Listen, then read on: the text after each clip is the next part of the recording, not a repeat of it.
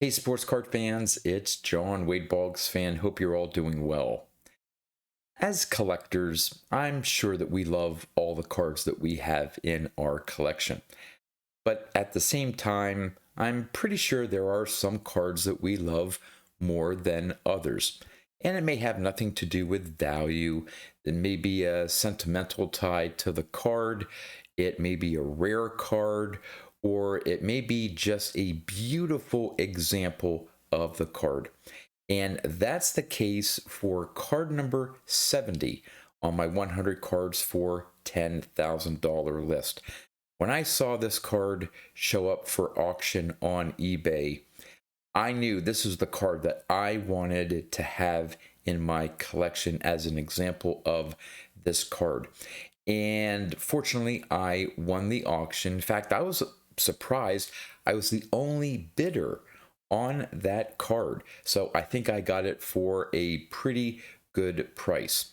Now, this is only the second card of this player that I've picked up off of my list. The first one was a rather inexpensive copy of one of this player's card, and now they're getting more and more expensive, and this is the first bigger card that I've picked up off for this player on my list. There are several more, and they're going to be this expensive or maybe even more to pick up. So I'm just so happy and excited to add this particular card to my collection. So I'm going to turn the camera around, show off this great example of this particular card, and show off some other cards I have from that same set. So let's go check out card number 70 off of my 100 cards for $10,000 list.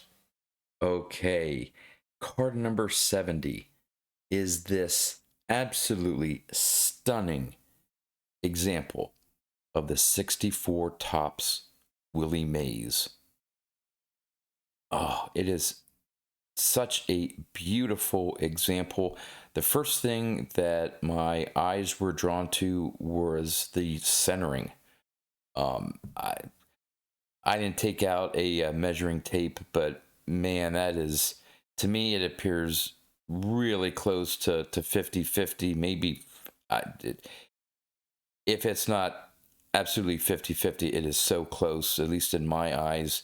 But the second thing that drew my attention to this card, if you have a 64 Topps Willie Mays in your collection, or you've been looking at 64 Topps Willie Mays, you'll notice that some of them are, the color isn't as deep or as sharp. And this one, of a lot of examples that I've been looking at, is just so deep and rich and bold. And wait till you see the back.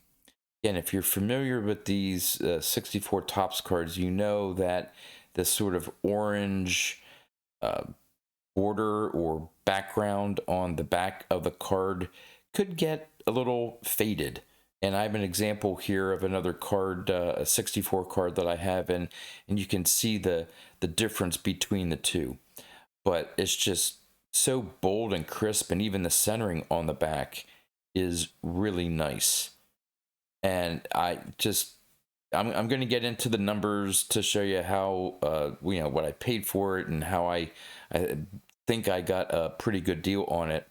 But this is just an outstanding copy of this card. Does it have some flaws? Yes, it's not a high grade example. In fact, for those of you who are wondering and have had a chance to look this card over, you have an idea what great number grade it got.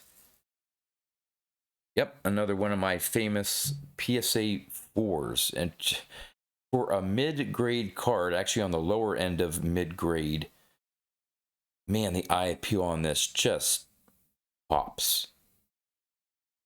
Oh, I'm running out of adjectives to use. I was hoping that the pictures would do it justice when I got it in hand, and it did. I absolutely love this card. I've always loved the 64 Topps design. I love how most of the players go above the white border there at the top, sort of like a sort of like a 3D look, even though it's not. But just love how Topps did that for most of the cards in the set. So I'm going to set this one off to the side. I'm going to come back to it and go over the numbers, but thought I'd show off some of the other 64 Topps cards that I have in my collection. Starting off with the Yogi Berra.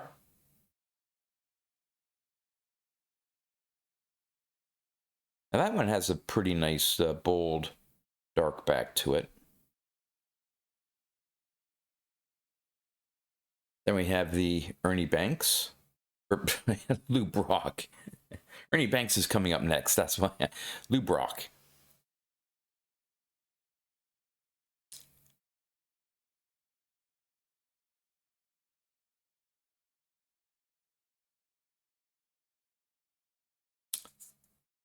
There's the Ernie Banks.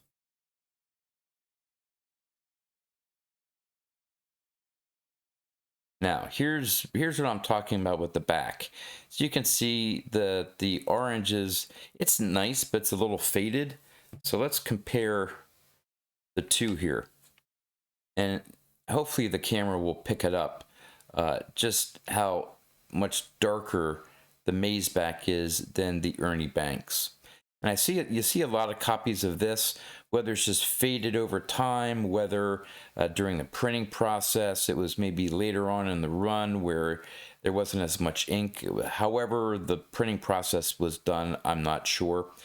But it could have, just been exposed to sunlight, although I don't know how the back of a card would get exposed to sunlight. You would think the front, but that's the difference. And I always try to look for the deeper orange backs, but given the front of the card, that's ultimately more important. So there's the Ernie Banks. Then here's another card that is probably on the more loved list in my collection, the Pete Rose.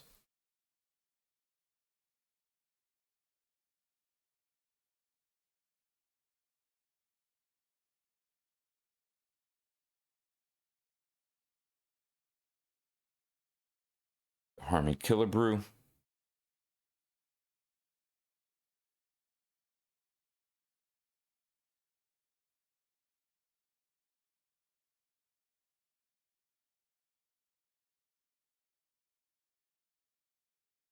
My Carl Yastrzemski.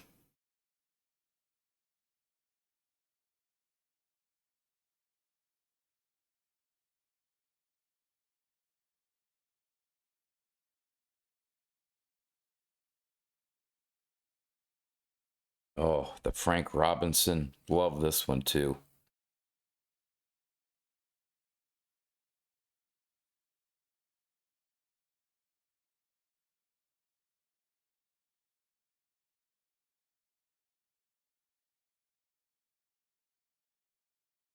Hank Aaron.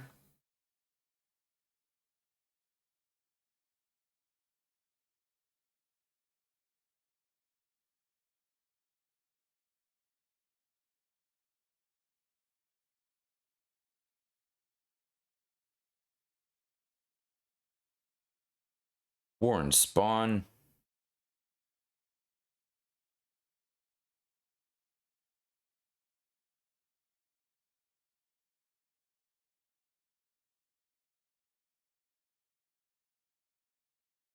And finally, now you may say, John, why do you have this card in your collection? The Tito Francona. He's not a Hall of Famer, but the reason why I have this great example of his card is I believe this was a contest winning prize from, I'm almost positive, Jason, Mr. Fisherbike. Geez, 4 years ago or so, 4 or 5 years ago, I won one of his contests, and I'm pretty sure it was his. And I won, and this was the winning prize. Great looking example.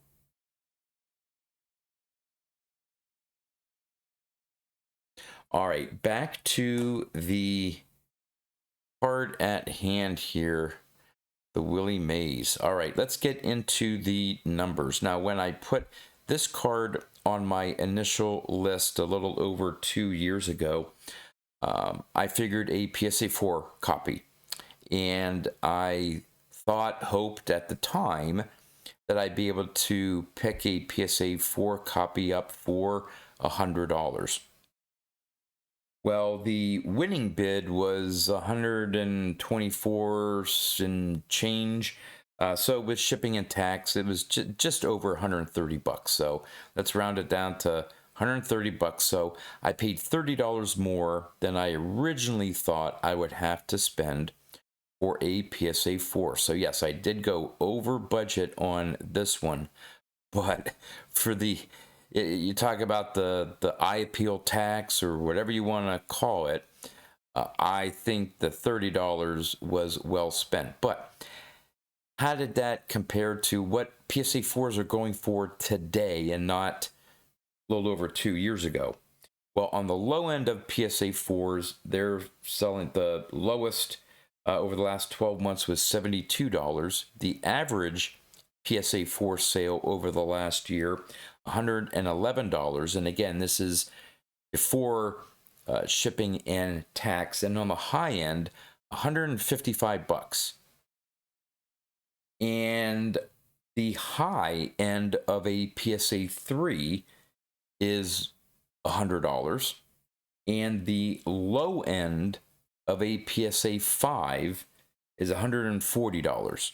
So I'm less than the low end of a 5, again, in terms of eye appeal, and not much more than the high of a PSA 3.